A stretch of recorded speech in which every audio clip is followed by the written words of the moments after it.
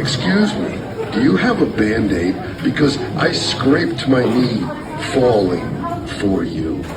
Can I get your number for emergency contact? Yes.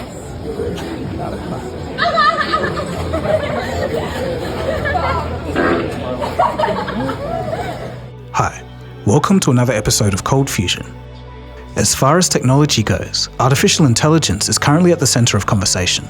But while everyone has been focused on that, in just the last 3 years, the field of robotics has experienced a silent revolution. There's been advancements like I've never seen before, especially in the field of general-purpose humanoid consumer robots. This is the world's first Humanoid Robot Olympics in Beijing, China. With robots from over 16 competing nations, events included soccer, track and field, and martial arts. Although they're essentially schadenfreude entertainment for us humans, this event is just the latest demonstration of the sudden proliferation of humanoid robots. Meanwhile, American company Figure is using AI and advanced dexterity to demonstrate that humanoid robots can indeed do useful work. From sorting packages to folding clothes and working at the BMW factory in 20-hour shifts. Helix, a humanoid robot by Figure, showcases its ability to perform household chores by autonomously loading laundry into a washing machine. In this episode, we'll explore the latest in the field of robotics, complete with my interview with Carolina Parada, head of robotics at Google DeepMind. So why am I doing a video on humanoid consumer robotics? Really, I just find robotics technology fascinating. Yes, a lot of people do talk about further societal or social long-term implications that may or may not happen, but sometimes it's fun to just think of the technology in a vacuum. What makes humanoid robots so interesting to me is that unlike industrial robots which do pre-programmed repetitive tasks over and over again, humanoid robots, on the other hand, must adapt to and navigate dynamic environments in real time. It's a challenge that's extremely hard to solve. This episode will be split into 3 parts. The first section will look at how far we've come. The second segment will focus on American robots, and the third section will be the Chinese robot revolution. We'll look at the top companies, how their tech works, and the interesting different approaches from the Americans and Chinese. So with that out of the way, let's get straight into it. You are watching ColdFusion TV.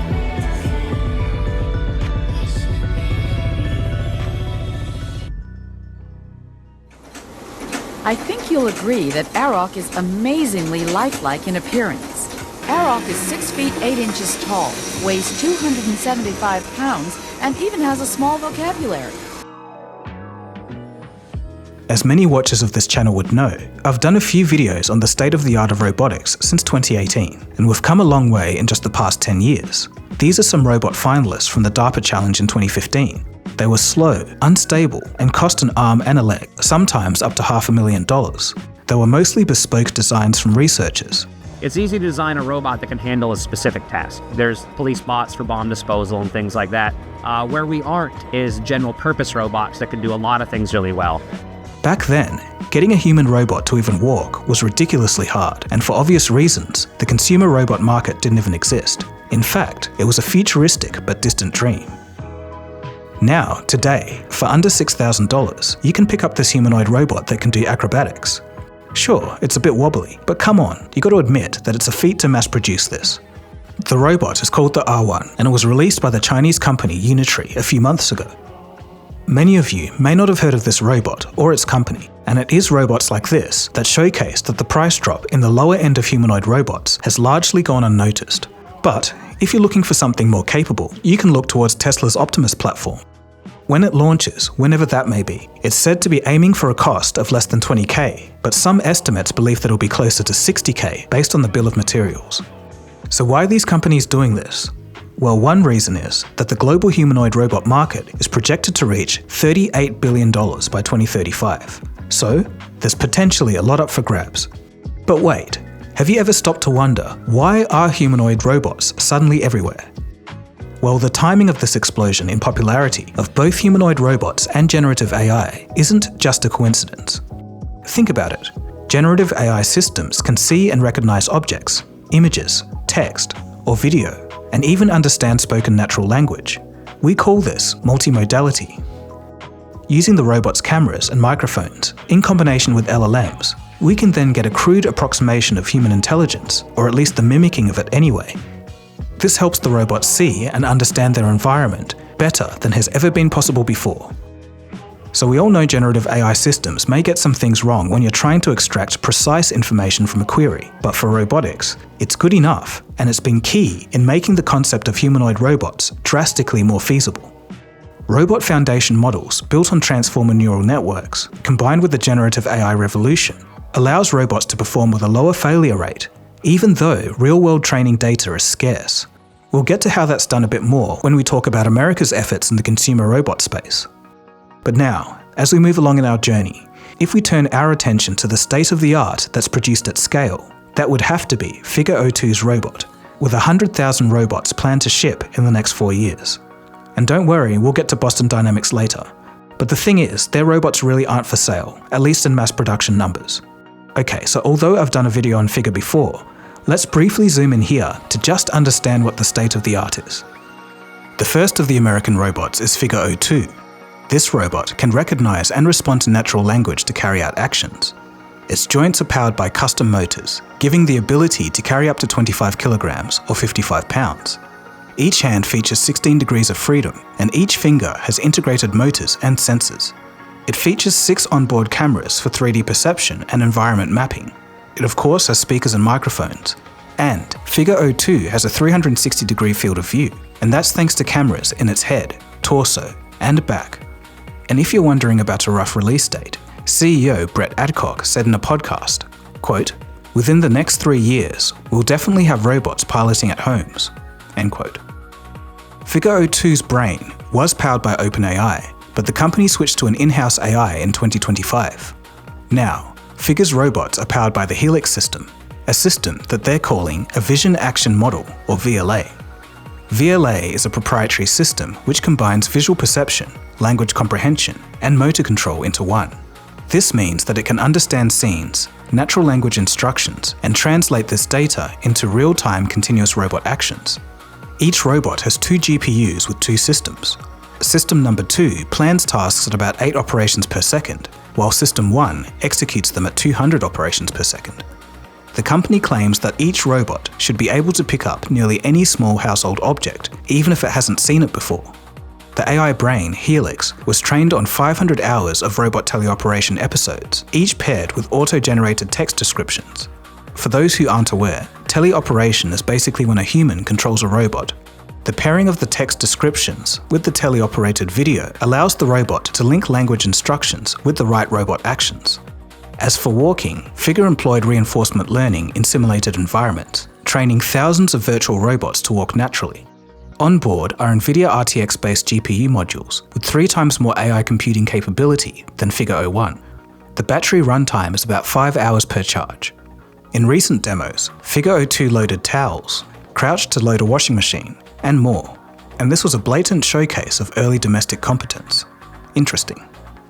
Before we look at the rest of the robots from China and the US, we should ask ourselves a question. Is it necessary to have humanoid robots at all? Why not just make machines purpose-built for specific tasks? Well, either approach is equally valid, but humanoid robots do have some advantages. The humanoid form is more socially acceptable. In elder care, for example, patients would rather, well, a human, but after that, they'd probably find something that looks more human, more relatable, than a box on wheels or an industrial arm. On the practical side, humanoids are designed to operate in environments built for humans, climbing stairs, opening doors, and using tools, things like that. So, in theory, this means that you don't have to rebuild your home, office, or factory for these robots to work. But is the humanoid form always the most practical solution? No, not necessarily. A robot with wheels, for example, is faster and more energy efficient on flat surfaces. A specialized arm could be stronger and more precise in a factory. But what humanoid robots do have is versatility and familiarity. For many applications, the trade-off might be worth it. For others, maybe not. In the United States, Tesla's Optimus robot has demonstrated tasks from sorting blocks to performing yoga poses. Of course, Kim Kardashian has one and was playing rock, paper, scissors with it. A more recent demo shows Optimus taking out the trash, sweeping and vacuuming, also using paper towels, stirring a pot, opening cabinets and closing curtains. And I think you can see the trend here. At least if the demos are anything to go by, it seems like these robots are destined for the home. So for those online who say, all I wanted in the future was for AI to do the boring chores while I handle the creative stuff, well, you may just have your wish now. The Optimus robot was trained using the same neural network used in Tesla's full self-driving system.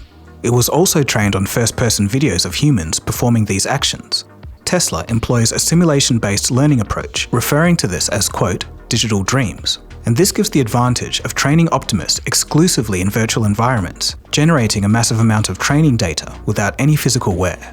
Perhaps most impressively is the fact that every Optimus unit contributes to fleet learning, meaning that the entire network continuously improves as more robots gain experience.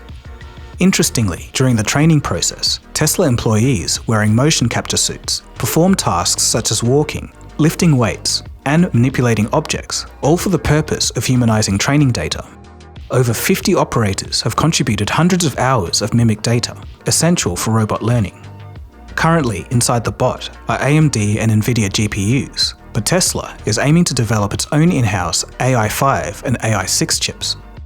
Tesla aims to begin production of 5,000 to 10,000 units in 2025, with aspirations for 50,000 units by 2026. The battery is said to last a full day of operation. And now we come to the robotic goat. 10 years ago, Boston Dynamics' Atlas robot was far and away the most advanced humanoid robot the world had ever seen. Atlas is known for its agility, from crawling, jumping and rolling to straight-up parkour.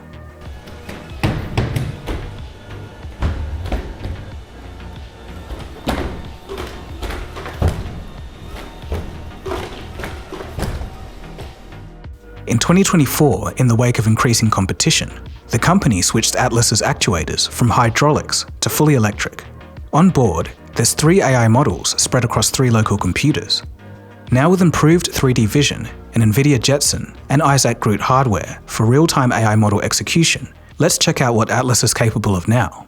You're watching what could be a hugely significant step towards robots that are much better at navigating the messy real world and that can learn new skills very quickly. Atlas, a humanoid robot from Boston Dynamics, recently learned to both walk and grab items using just a single artificial intelligence model. Boston Dynamics, together with the Toyota Research Institute, developed the generalist AI model, which learns to control both the robot's arms and its legs from a range of example actions. This is different from what you may have seen previously. Normally, robots would use one AI model to walk, another to jump, and another to grasp items. Most models also lack the ability to adapt. The model used to control this Atlas is both more general and it is showing some tantalizing signs of emergent behavior, like the ability to instinctively recover when it drops an item. This is a lot more exciting than it might seem. While there's work to do, one of the researchers involved says the evidence so far suggests that the approaches used to develop large language models will also work for robots. It's changing everything, he says. Just as LLMs fed large amounts of text data sometimes exhibit unexpected abilities, like the ability to code, roboticists hope that a similar strategy will produce robots that exhibit a lot of surprising new skills when getting things done.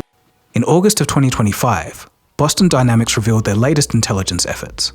In collaboration with the Toyota Research Institute, they're creating what they call a large behavioral model. Here's how it works. Collect behavioral data from teleoperation and in simulation. Process, annotate, and curate the data in such a way that it can be incorporated into machine learning. Train a neural network using all of the data across all of the tasks. And finally, evaluation. I could talk a bit more about how it works, but I think it would be more interesting to see it in action. Here's a video of Atlas actively understanding natural language and performing actions.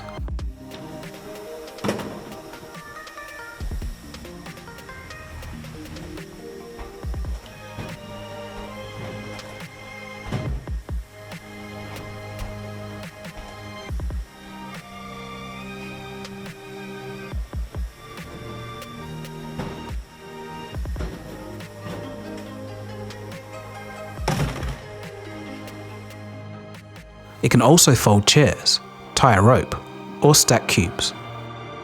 Today, the Atlas robot has been put to work. One of its first jobs is to be deployed in the South Korean company Hyundai Motor Group's production sites. Its job is to perform repetitive tasks in place of humans. Interestingly, Boston Dynamics was bought by Hyundai in 2021. So as we continue, it's interesting to note that the robot's brains, that is, the AI chips and software, constitute approximately 80% of a humanoid robot's value. And as mentioned, the US maintains a significant lead here.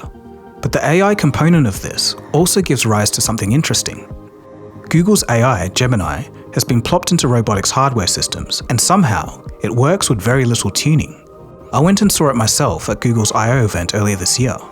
At the event, I also had an interview with Carolina Parada, Senior Director and Head of Robotics at Google DeepMind. Yeah, so I lead the Google DeepMind robotics team, and I've been working with Google DeepMind robotics for about 7 years. Yeah, we're super excited about this release. We have been working in AI for robotics since the team started about 10 years ago. So we've always believed that AI will really transform what's possible for robotics. So what you're seeing in that booth is Gemini Robotics, which is sort of our latest, most exciting model. And it's a visual language action model. It's essentially enabling the robot to see what it sees in front of it, understand your request, and then take action directly. So that means Gemini is actually moving the robot.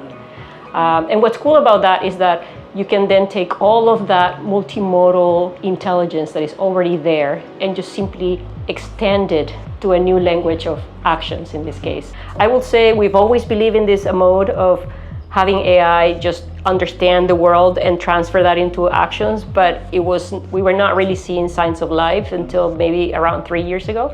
And then 3 years ago, all of a sudden, we started applying LLMs, and now it was understanding semantics. Now you could understand when you say, I'm thirsty, and that was all you have to say. We can now leverage the wave of improvement that's coming from foundation models. We just get that for free. A lot of what you saw today, we didn't work even that hard to get. It just flew out. Gemini today is the best model at understanding the physical world. We are working very hard to make it even stronger at understanding the physical world and then be applied directly to robotics. The different strategies for the US and China when it comes to humanoid robots plays on both nations' strengths. America is leading in robot intelligence and quality. Companies like OpenAI, Boston Dynamics, and NVIDIA have all come up with clever ways to effectively give robots AI brains. China, on the other hand, is doing the same, but they're also getting into mass production pushed by the state. This means that they can pump out robots much faster and with lower cost and ever-increasing capabilities. While America still leads, let's take a look at the East to see what's happening. But first, a word from today's sponsor. Now with the rise of AI and robots, many are taking matters into their own hands. They're starting businesses or going solo as freelancers. In 2023, Americans filed 5.5 million new business applications, the highest on record. And this is making entrepreneurship in the US the hottest trend. It's no secret how overwhelming running a business can be though. Even freelancing as a one-man show is a challenge. So where on earth do you start? Well, that's where our sponsor, Odoo, comes in. Odoo is an all-in-one business management software that helps businesses and advanced freelancers streamline their day-to-day business operations. With over 45 integrated tools, Odoo covers everything from CRM, accounting, HR, project tracking, to inventory and e-commerce. Let's say you're a small cafe. Odoo lets you build an e-commerce store for online sales, track orders through point of sale, send invoices, manage stock inventory, and sync it all with your finances. No juggling 5 different apps or spreadsheets. It all works together automatically. It's powerful, flexible, and surprisingly affordable. If you have a specific need, you can use their first app free for life. And the full suite starts at just $24.90 US per month per user. More than 15 million users trust Odoo, from solo freelancers to full-fledged businesses like KPMG and Deloitte. So if you want to run your business or a side hustle like a pro, check out Odoo by clicking the link in the description. Thanks to Odoo for sponsoring this segment of the video. And now, back to the story.